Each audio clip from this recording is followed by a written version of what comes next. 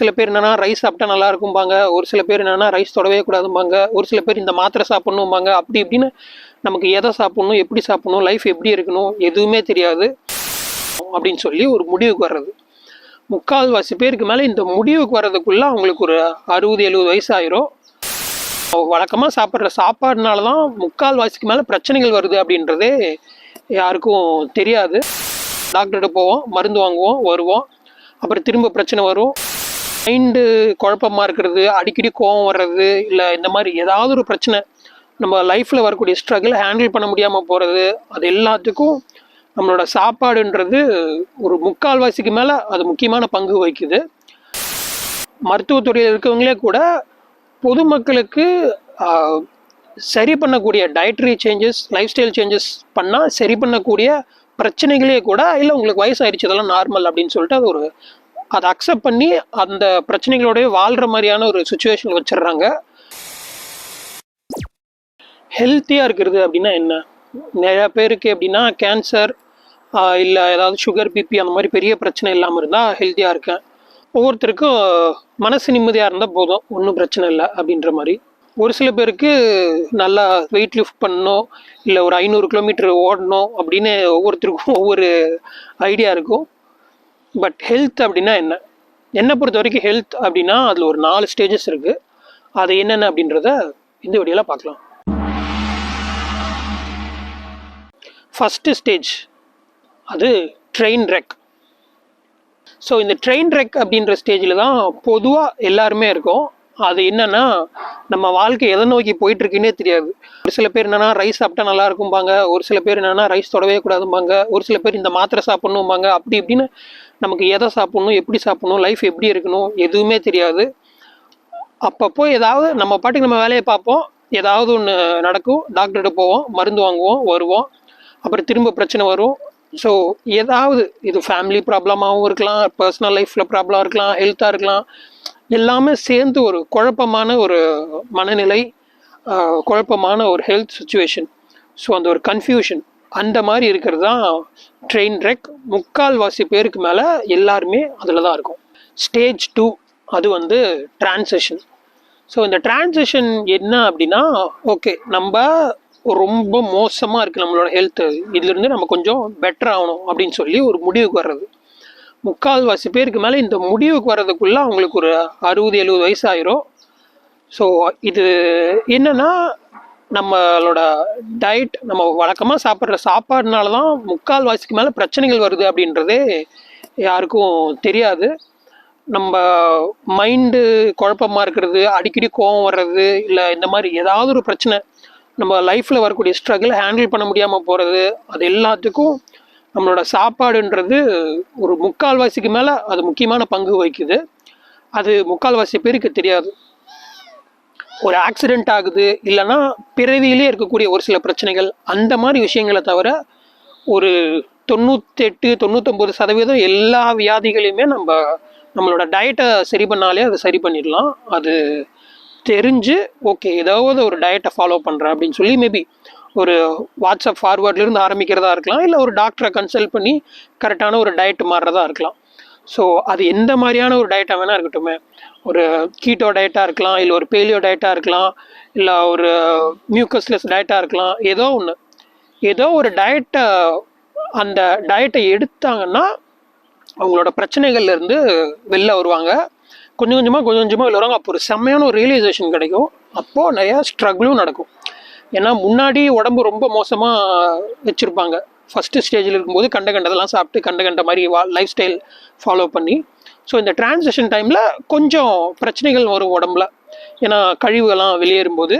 இந்த transition time முடிஞ்சிடுச்சு அப்படின்னா அதுக்கப்புறமா உங்களுக்கு சூப்பரான ஒரு ஹெல்த் இருக்கும். ஆனால் அதில் என்ன ஒரு பிரச்சனைனா 3/4 பேர் அந்த டிரான்சிஷன் டைம்லேயே ஸ்டக் ஆயிடுவாங்க. ஏதாவது ஒரு டயட் உங்களுக்கு ஹெல்ப் பண்ணியிருக்கோம், அதே ஒரு டயட்டில் அப்படியே மெயின்டைன் ஆகிட்டு இருப்பாங்க.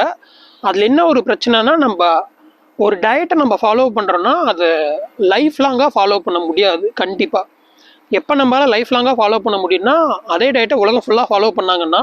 பட் பொதுவாக ஒரு டயட்டுன்றது எப்படி இருக்குன்னா, நம்ம டெய்லி லைஃப்பில் ஃபாலோ பண்ணக்கூடிய சாப்பிடக்கூடிய கெட்ட விஷயங்கள் எல்லாத்தையும் குறைக்கிற மாதிரி இருக்கும். அப்புறம் ஒரு சில அத்தியாவசியமான பொருட்களையே முழுமையாக நிப்பாட்டுற மாதிரி இருக்கும். ஒரு சில நாட்களுக்கு, ஒரு சில மாதங்களுக்கு, ஒரு சில பேருக்கு, ஒரு சில வருஷங்களுக்கு கூட.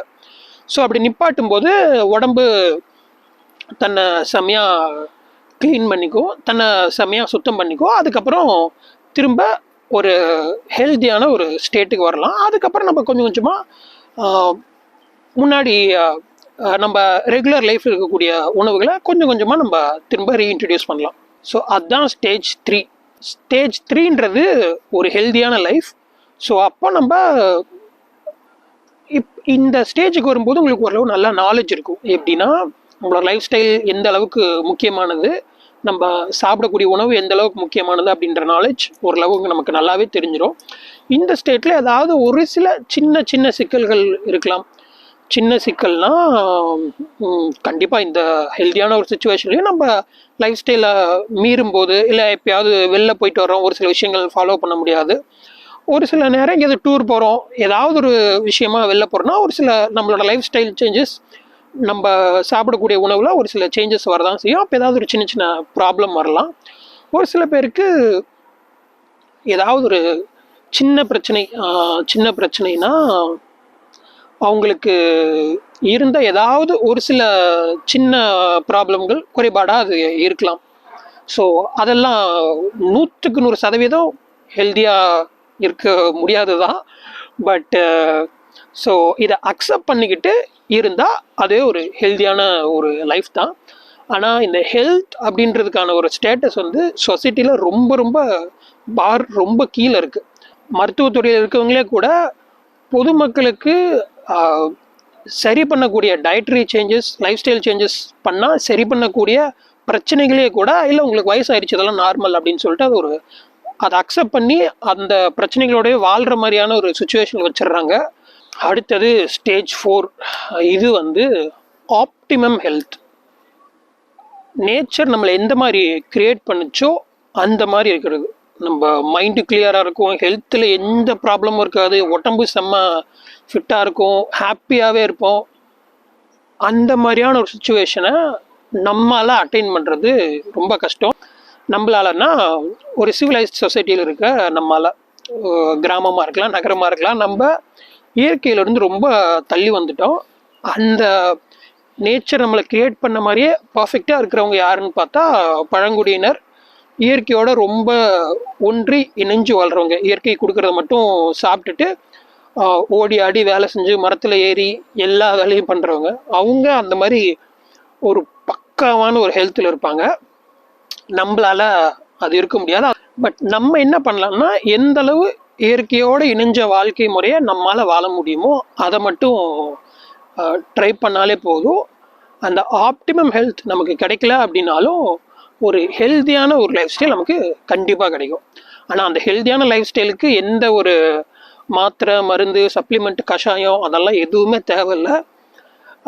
கண்டிப்பாக உடம்புல பிரச்சனைகள் இருக்கும்போது மாத்திரை, மருந்து, கஷாயம் எல்லாமே தேவைப்படும் தான். ஆனால் அதையே நம்மளோட லைஃப் ஸ்டைல் ஆக்கிடக்கூடாது. நமக்கு பிரச்சனை வரும்போது அதுங்களை எடுத்துக்கலாம். அதுக்கப்புறமா நம்மளோட லைஃப் ஸ்டைலில் கரெக்டான உணவு முறை, கரெக்டான வாழ்க்கை முறை அதை பின்பற்றணும் அப்படின்னா ஆட்டோமேட்டிக்காக நமக்கு ஹெல்த்துன்றது கண்டிப்பாக வரும். அப்போ நமக்கு எவ்வளோ வயசானாலும் சரி, கண்டிப்பாக உங்களால் சுயமாக இயங்க முடியும்.